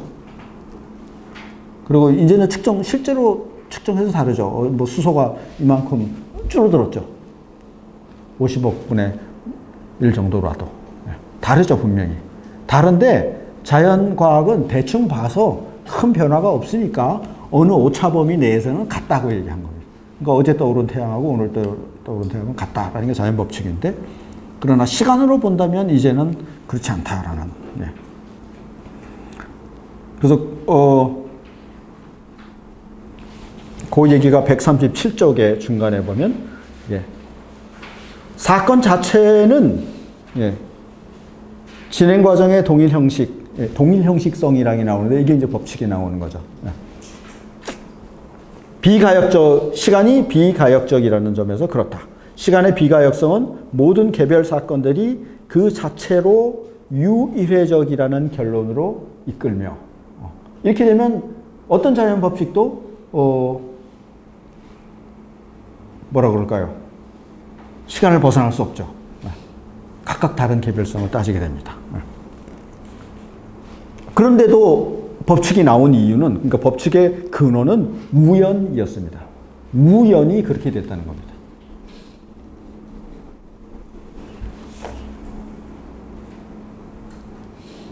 아이고, 너무 어렵나요? 138쪽에 가면, 그러니까 일련의 사건들을 이렇게 배치를 해서 같은 형식이 나타난다고 해서 아까 말씀드린 대로 이 고속도로에서는 날마다 4명이 죽는다. 근데 왜 죽느냐? 우연히 그런 겁니다.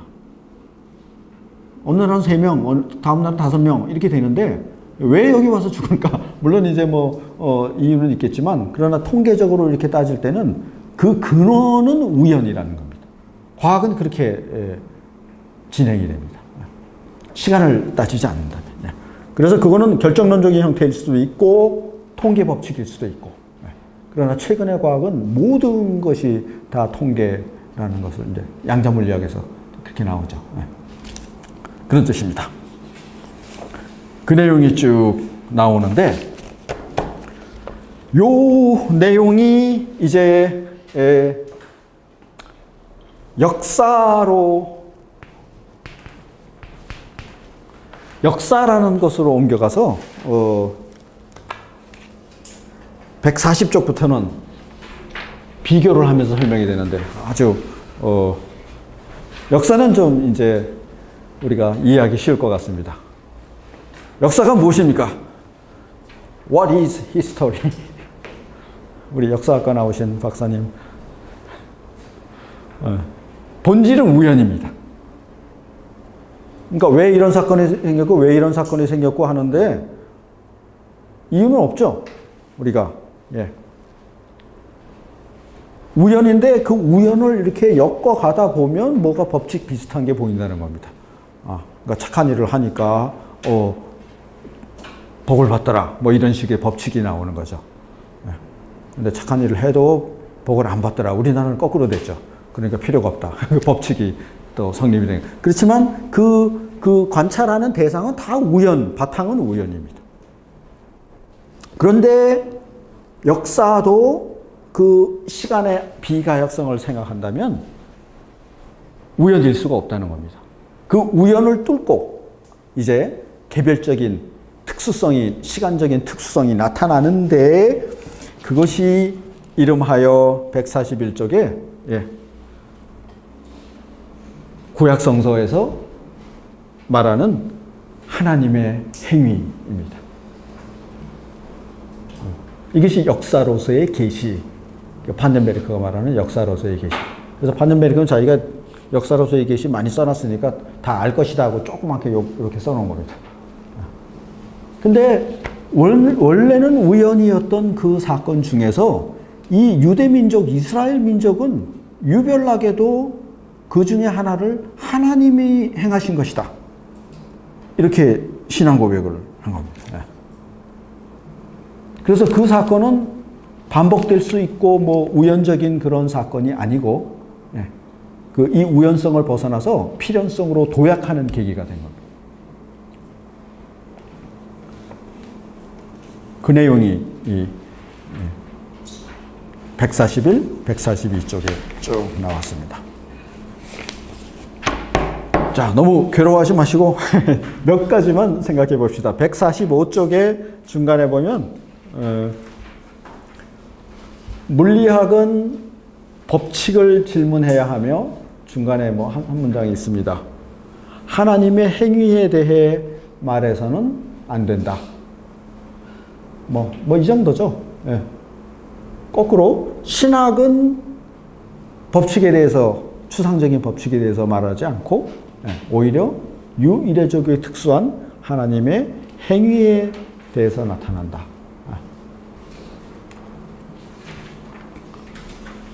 그런데 자연과학 안에서도 우연성은 아까 말씀했던 불확정성이 여기 나오죠. 145쪽 밑에 보면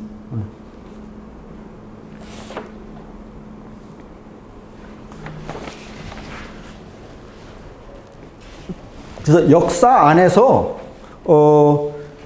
선별이 돼서 하나님의 행동이 나오죠. 그러면서 아까 말씀드린 그 일반 보편성으로부터 특수 보편성을 향해 한 걸음 나아갑니다. 성육신을 향해서. 이것저것 예언자들의 말이, 이게 구약성서죠. 그래서 그 이사야서에서 이사야 7장 뭐 이런 것이 그렇죠. 저쪽에서 쳐들어오는데 그것이 예언자들은 뭐라고 했나요? 부직갱이다. 하나님이 뭐 이렇게 너를 신앙을 굳게 서도록 하기 위한 것이다. 그렇게 해석을 했죠. 특수한 사건으로, 하나님이 그 안에서 행동하시는 사건으로 해석을 한 겁니다. 그러면서 넘어갔는데 자연 법칙에서도 지금 아까는 추상적이었는데 이제는 개별 구체성으로 넘어가는 그 과학이 나왔습니다. 그것이 이 열린 체계, 개방된 체계, 이게 연력학에서 나온 것이고 이제 최근에 복잡성의 과학, 복잡계 과학으로 나온 것이고 그렇습니다. 여기에서 진화가 나옵니다. 자연 법칙이 여기서는 아까처럼 우연 법칙으로 보면 닫혀있는 체계죠. 10만 년이고 100만 년이고 변하지 않을 줄 알았는데 최근에 연력학 법칙으로 넘어가다 보니까 일리아 프리고진이라는 사람이 여기 선봉에 섰습니다. 책 이름은 혼돈으로부터의 질서. 그래서 이게 막 사실은 어마어마하게 중요한 학술 서적입니다. 혼돈으로부터 질서는 자연 법칙이 폐기되는 게 아닙니다. 그대로 기초 법칙은 진행되는데 우리가 생각하는 것처럼 결정론적이 아니고 여기서도 이게 모여서 새로운 것이 출현한다는 겁니다. 열려 있다는 것은 새로움의 출현입니다.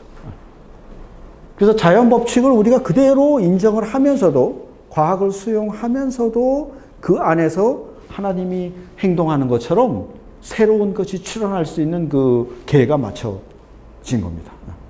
이것이 새로운 과학이고 복잡성의 과학입니다. 이전까지는 카오스로들 복잡계 이론이라고. 예, 카오스 이론도 복잡계 중에 하나죠. 예. 아, 복잡계 중에 하나예요. 예. 새로움이 출현할 수 있는 그런 과학이 여기서 이제 소개가 되고 있습니다. 148쪽 밑에서 여섯째 줄, 일곱째 줄. 예. 피조물이 독립성을 갖는다는 것. 예, 그거는 신학에서만 생각된 게 아니고 자연 법칙들의 작용에 따라 생성된다. 예, 독립성이 침해되지 않는다는 겁니다. 과학으로 생각해도. 이거는 이제 다음 단계 열린 체계의 과학에 의해서 그렇습니다. 그러니까 지금 이걸 잘 알지를 못하고 있죠. 잘못된 표상은 기계주의적인 자연과학의 관찰의 시대. 이게 지금 우리의 상황입니다. 그래서 과학과 신학에 대화할 때 어느 쪽 과학인가를 생각을 해야 됩니다. 이 기계주의적인 관찰의 시대에는 자연 과정은 닫히고 고립된 결정론적인 체계 속에서 진행된다고. 창조과학이 계속 이쪽 과학을 주장하는 겁니다. 과학 자체를 잘못 이해하고 있는 거죠. 예. 그것이 아니다라는 게 1990년, 이미 30년 전에 판네메리크가 얘기를 하는 겁니다. 모든 새로운 형태들의 출현과 더불어 전체성을 이루는 유기체가 생명이 출현한다는 겁니다. 이걸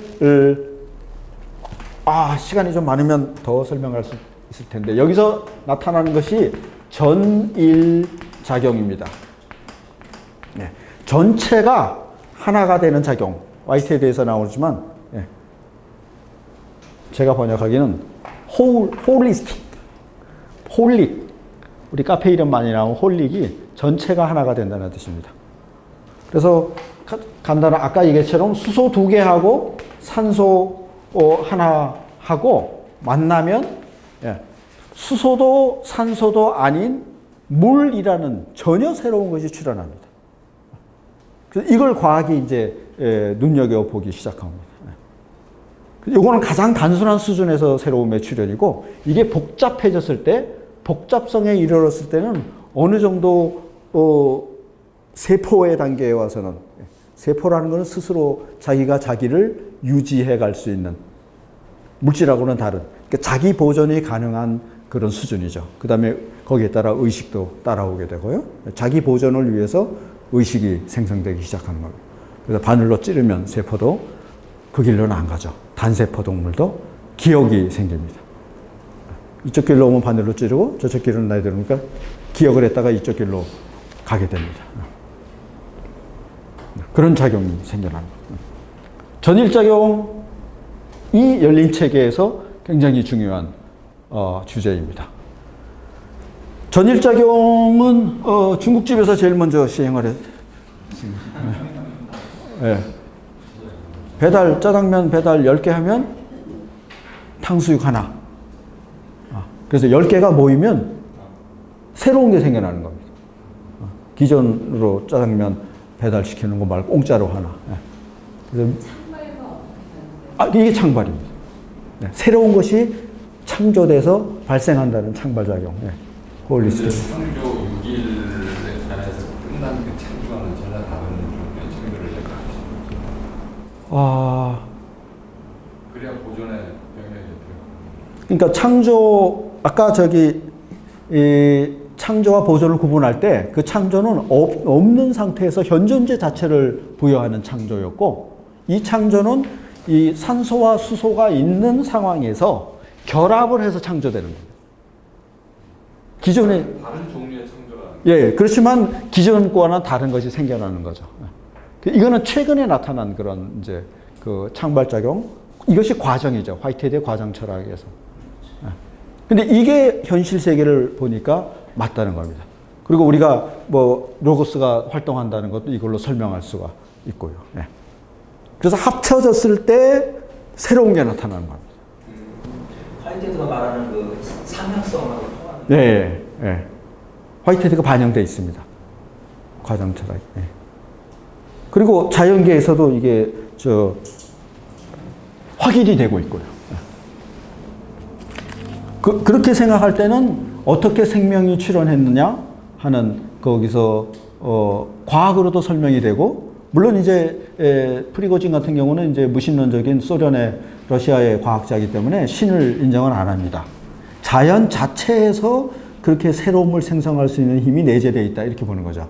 그 힘이 물질에 내재해 있다고 생각하는, 그건 설명하기 유물론이겠네요. 그렇죠. 예, 유물론, 소련은 유물론이죠. 근데 그걸 거꾸로 얘기하면 하나님이 거기에 개입하셨다라는 건 신앙의 고백이고, 뭐 같은 사건을 두고 그렇게 설명을 하는 겁니다. 근데 저쪽에서는 이제 물질이 신격화 되는 거죠. 그렇게 되면 자연 자체 안에 무슨 그런 힘이 있다. 물론 이제 그렇게 생각할 때는 성육신의 의미는 발견을 하지 못하게 됩니다. 아까처럼. 예. 지금 계속 환율도 그 끌고 가는 물질가 자연의 법칙과 역사에 나타나는 그 선리가 예. 서로 같이 이해하기 가능할 수 있겠다는 거죠. 유사성이 있다는 예. 그래서 바탕은 우연이었습니다. 처음 우리가 얘기했던 것. 통계적인 우연. 우연이 발생하는 거기에 법칙이 있는데, 그런데 세월이 흘러서 과학이 발전하다 보니까 과학도 이쪽으로 갔고, 이 과학이 발전하는 걸 아득한 옛날에 유대민족이 이걸 역사 안에서 하나님의 행동을 발견해냈다는 거죠. 네. 아유, 질문 있으신가요? 또? 그 다음에 마지막 결론은, 예, 지워도 안 지워지네요. 이 두 개가 이제 성육신, 예수 안에서 완성됐다라는 것이 기독교 신앙의 고백입니다. 그거 하려고 처음에 막 이 질서 로고스를 특수성하고 이 모든 일반성하고 나사렛 예수라는 한 인간 안에서 완전히 통합이 됐다라는. 그래서 새로움의 출현의 종결, 우리 종결이라는 말 쓰죠. 종결이 예수입니다.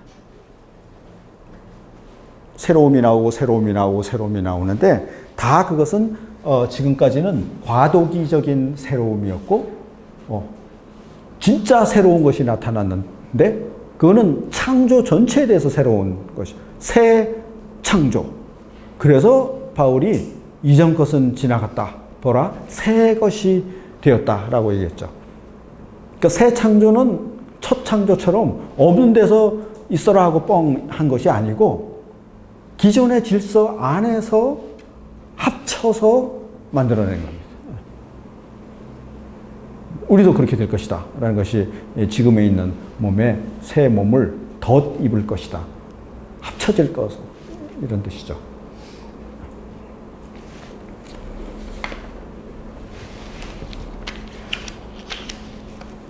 그 내용이 지금 창조의 제목이 다양성과 통일성이었습니다.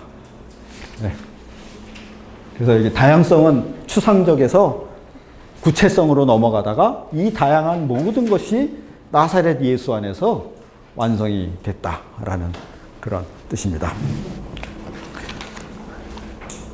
그 다음에 그렇다면 이제 거의 목적지에 왔습니다. 151쪽에 보면 150쪽에 이미 모든 피조물들이 아버지와 아들의 삼위일체적 연합에 참여하는 것이 그리스도교 신학의 관점에서 볼 때 창조의 목적이다. 성육신의 목적은 예수 자신이 아니고 모든 피조물을 이 안에 집약이, 왜냐하면 여기가 하나님과 연합하는 길, 하나님과 하나 되는 길이기 때문에 그렇다라는 거죠. 그래서 성육신 안에서 그 사실이 계시된다. 그래서 만물이 그로 말미암아 화해되는 것, 아까 질문하셨던 그 화해의 질문이 여기서 미리 얘기되네요. 예. 여기는 에베소 1장 10절 제대로 썼네요. 예. 통일되고 화해되고, 예. 그걸 향해 갑니다. 뭐 이 대목은 이제 신학이니까 쉽죠. 151쪽 중간에, 예. 그렇다면 인간이 목적인가? 대답은 뭡니까?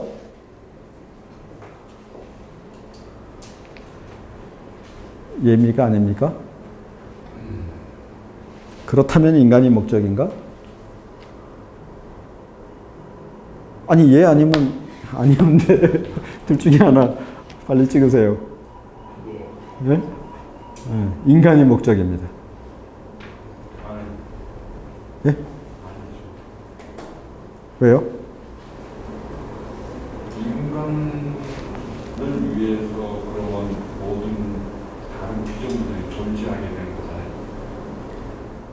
거잖아요. 그 대목은 그 버전에서 나왔는데 어떤 피조물도 그 자체로 수단인 것은 없습니다. 아무리 하찮은 것도. 물론 서로 의존하기 때문에 서로 돕고 수단이 되기도 합니다. 그러나 그 자체로 뭐 인간도 그 개체가 목적입니다. 그것이 하나님이 창조하신 그 목표인 거죠. 그런 의미에서는 인간이 목적이 되겠죠. 예. 그래서 다른 것도 다 인간과 함께 탄식하다가 여기에 다 들어오는 게 목표죠. 예. 그 인간은 이제 그 다른 피조물을 돌봐줘야 될 책임이 있고, 이제 청지기 책임 뭐 그런 것이 이제 논의될 수 있죠. 그래서 일단 인간이 창조의 목적인가 하는 예입니다. 이 점이 지금의 자연과학하고 신학 사이에서 신학이 반드시 얘기해야 될 거죠. 창세기가 그렇게 얘기하고 있고, 창조 전체, 요한계시록이 그렇게 얘기하고 있고, 복음서가 그렇게 얘기하고 있는 거죠. 근데 자연과학은 아까 그래서 자연계시는 이게 발견이 안 되는 거죠. 인간이 목적입니다. 우리가 지금 인간으로 존재하는데 그 인간이 하나님의 창조의 목적이고 빅뱅의 목적이라는 겁니다. 그럼 자연과학은 이걸 어떻게 해요? 안 믿어지세요? 내가 감히 창조의 목적이라니 덜덜덜 뭐 이렇게 인간을 하찮게 여기고 비하하는 그런 문화가 그런 너무 지배적이 됐죠. 자본주의가 들어오면서 더 그렇게 됐죠. 여기서 기독교 신앙이 이걸 살려내는 겁니다. 자, 그러면 자연과학은 아무 얘기도 안 하느냐? 이 과정에 대해서 한다라는 겁니다. 그게 어디냐면 152쪽에 151쪽에 그 밑에 있습니다. 그 대답이 있죠. 창조의 목적인가? 어디쯤 있을까요?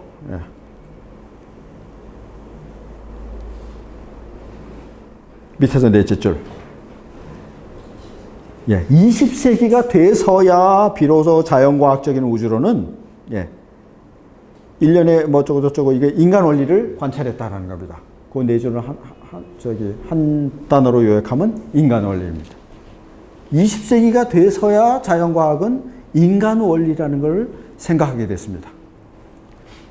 인간 원리가 뭐냐 하면 이 안에 자연과학적인 그 우연적인 법칙에 있는 상수들이 인간이 존재하는 방향으로 결정되어 왔다는 겁니다. 조금만 틀려도 인간은 존재 못할 텐데, 근데 그때 마디마다 인간이 존재할 수 있는 방향으로 극희귀한 방향으로 결정되어 왔다라는 것을 발견했습니다. 근데 지금도 이 한국의 과학자, 세계의 과학자들은 크게 신경을 안 쓰고 있습니다. 그러나 판덴베르크는 이걸 조직신학에 끌고 들어와서 지금 강조를 하는 거죠. 그게 주일학교 설교할 때 이 폭발 압력 1조분의 1. 이건 제가 읽었는지 이거 스티븐 호킨의 1조분의 1이 맞아야 그 다음 얘기가 넘어가는 겁니다. 근데 거기서 됐고, 이게 끝난 게 아니고, 그 다음에 152쪽에 이제 이런 게 나오는 거예요. 그런 사실에 속하는 것으로 광속이 왜 초속 30만 킬로미터냐? 30만 킬로미터가 아니면 이게 또 대혼란이 일어납니다. 인간 존재 못한다. 그 다음에 중력 상수. 중력이 왜 그 크기냐?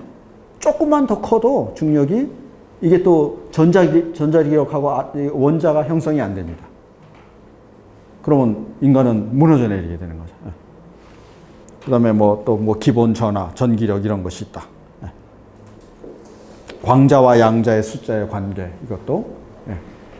옛날에 이거 설명하자면 길지만 10억 개 반물질하고 물질하고 10억 개씩 나타나서 그러니까 반물질하고 물질하고 만나면 터지면서 빛이 돼버리죠. 빛이 반물질하고 물질로 갈라지는데 요게 10억 개 단위마다 하나씩 오차가 생긴 겁니다. 과학자들은 참 어떻게 이걸 계산했는지 모르겠는데 어떻게 했는지 저도 모릅니다. 하여튼 과학자들이 확정한 건 그건데, 그래서 물질 입자가 10억 개마다 하나씩 더 많았던 겁니다. 그래서 그 물질이 뭉친 게 지금 우리 우주입니다. 잉여입니다. 여기에 해당되는 반물질은 어디 갔는지 지금 과학자들이 못 찾습니다. 그래서 상상을 해보면 아마 그게 암흑물질이나 이런 게 아닐까 추측을 하는데, 아직은 과학자들이 거기까지는 근데 밝혀냈습니다. 10억 대 1. 왜 그 오차가 생겨났을까? 아니면 우리 세계가 없죠. 그런 것들. 그래서 중간에 나옵니다. 그래서 오늘날 많은 자연과학자들은, 많지는 않지만 152쪽 오늘의 결론이라고 할 수 있는 인간 원리, Das Anthropische Prinzip.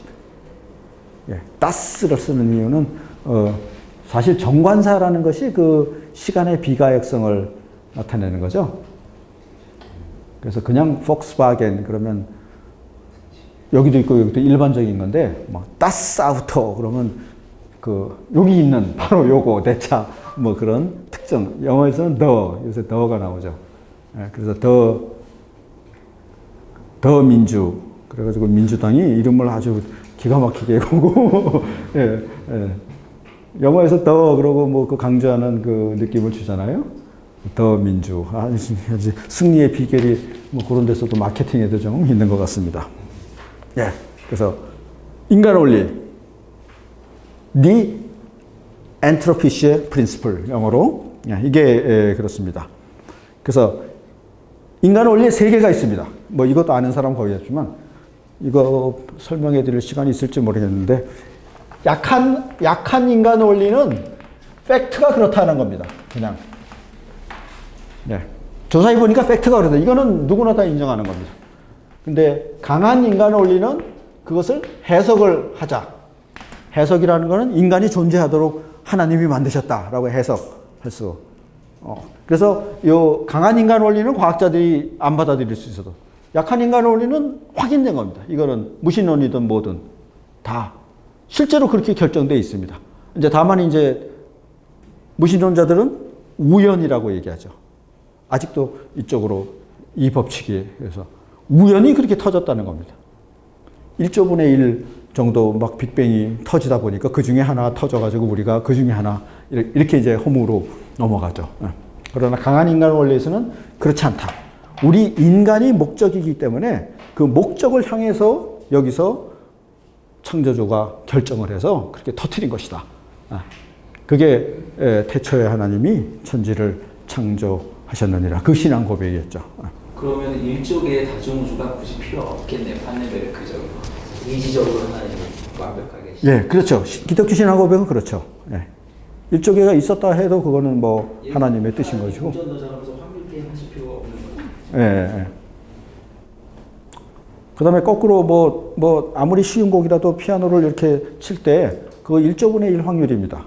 아무렇게나 쳐서 그런 연주가 나올 확률은. 그래서 1조분의 1이 별게 아니고, 다른 차원에서 볼 때는 그 낮은 차원에서, 그러니까 원숭이가 피아노 쳐서 그런 곡이 연주될 확률은 1조분의 1이 안 되죠. 그러나 외워서 치는 사람은 그거는 그냥 100% 거의 100%의 확률인 거죠. 그래서 1조분의 1이 우리가 볼 때 그런 것이고, 신의 입장에서는 이거는 장난감 만지는 그런 차원의 문제가 이제 뭐 그거는 이제 별개의 문제입니다. 예. 강한 인간 원리. 그다음에 뭐 또 하나는 목적론적 인간 원리 뭐 이거 나오는데 이거는 공상과학입니다. 그래서 지금은 좀 받아들이기 어렵습니다. 그래서 이왕 인간이 태어났으니까 인간이 이제 뭐 육체를 벗어나서 이제 막 AI로 넘어가서 온 우주를 뭐 스스로 창조하고 뭐 이제 매트릭스로 가고 뭐 이제 그래서 이거는 별로 요 두 개만 잘 구분을 하셨으면 약한 인간 원리는 팩트가 그렇다. 실제로 그렇게 인간이 존재하도록 결정되어 있다라는 뜻입니다.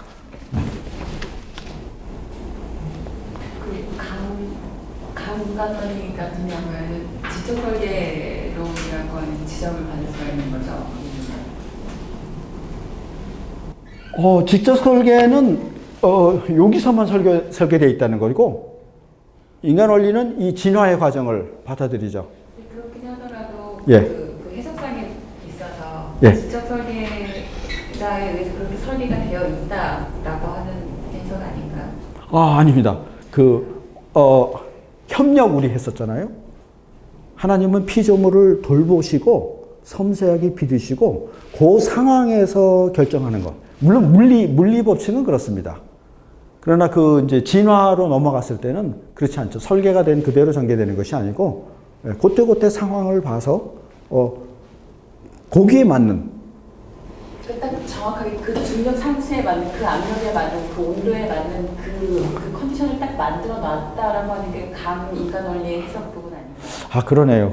하여튼 인간 원리는 물리적인 데만 적용이 되니까 뭐 설계라고 생각할 수도 있겠네요. 그렇지만 그 설계 도면이 아니고 역동적인 이런 시간 과정.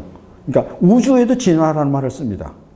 생물학적 진화 말고 우주적인 진화 과정 안에서 일어난 일이다. 이렇게. 그래서 계속적 창조라고 말하는 게 더 사태에 부합한다. 이렇게 생각이 드네요. 네.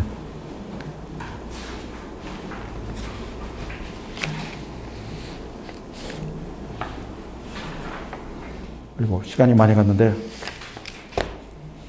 154, 155에서 이제 외계인 문제가 나옵니다. 인간이 목적이다 그러면 외계인은 어떻게 된 거냐? 그래서 짧은 거지만 154쪽에 보면 외계인은 그 밑에서 다섯 줄 보면 일단 과학자들이 이제 대체로 거부를 하고 있습니다. 지금 ET 그리고 두 번째는 밑에서 셋째 줄 성경은 이미 천사를 말하고 있습니다.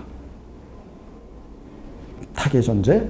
그렇게 해서 외계인이 결론은 발견되지 않을 가능성이 99.9%이지만 우리가 사는 차원 안에서는 만일 발견된다고 해도 155쪽 맞게 보면 그렇다면 그 존재들이 나사렛 예수 안에 성육신하신 로고스와 맺는 관계 그것들도 다 자연 법칙과 그 로고스를 따라서 형성된 존재이기 때문에 예수와 어떤 관계가 있을 것인가 이렇게 신학적으로 규명을 신학의 과제가 하나 더 늘어나는 겁니다.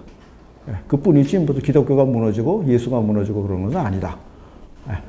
이거 주일학교에서도 잘 댓글에서 그런 글 외계인 나타났다. 기독교 이제 개독들 어떻게 하냐. 이렇게 그런 논리에 설명해 줄 필요가 있죠. 그 얘기까지 여기서 다뤘습니다. 30년 동안 아직도 발견 안 됐으니까 발견 안 될 가능성이 더 클 것 같습니다. 비행 접시가 다들 막 봤는데 가까이서 본 건 아니니까 그것도 미국에서 국방 예산을 막 이렇게 5년간 힐러리 있을 때 했죠. 트럼프 있을 때 했으면 돈 아까워서 안 했을 텐데 아니 이제 그 전 대통령 누구였죠? 오바마 있을 때 그 어마어마한 국방 예산을 들여서 비행 접시를 추적을 했는데 사진 몇 개 찍은 거 외에는 진전이 없었죠. 거기까지가 이제 인류가 나아간 이제 그래서 짧게 마지막으로 했고 그래서 판덴베르크의 마지막 결론은 인간 원리입니다. 인간이 목적인가? 그렇다입니다. 하나님의 창조의 목적, 우주의 목적은 인간이다. 인간은 그토록 소중한 존재입니다. 내가 바로 그 인간이고, 그 다음에 내 힘으로 성취할 수 없는 독립성을 그 예수를 통해서 성육신 안에서 하나님이 이루신 그 연합, 신과 인간의 연합, 그걸 향해서 우리가 나아가고 있다라는 게 결론이죠. 자연과학의 모든 법칙적인 발전도 그곳을 향하고 있다. 자연과학은 아직까지 안 끌려가려고 그러죠.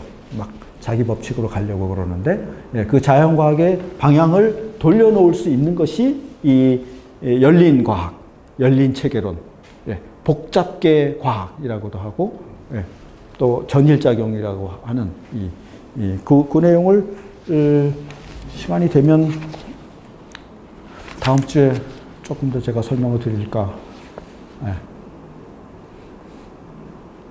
하는 계획도 가지고 있습니다. 제가 1999년에 그 복잡계 과학에 대한 책을 강의록을 만큼 써서 낸 적이 있는데 그때만 해도 복잡계 그러면 다 와서 책은 안 읽고 복잡계가 뭐냐고 물어보고 교수님들 와서 복잡계가 뭐냐고 그래가지고 에이 관둬라 그러고 너무 이런 식의 제가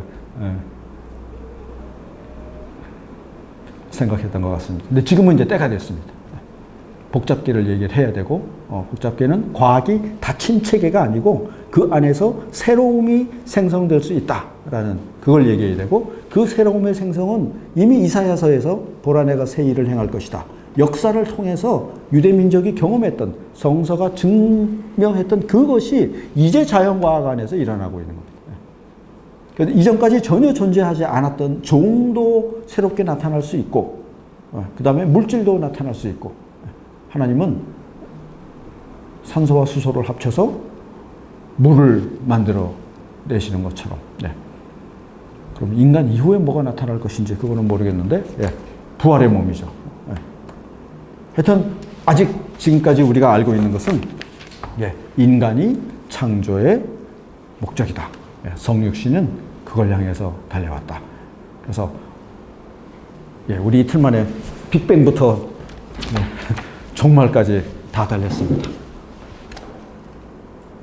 축구에 관심이 없으신가요, 다들? 아직도?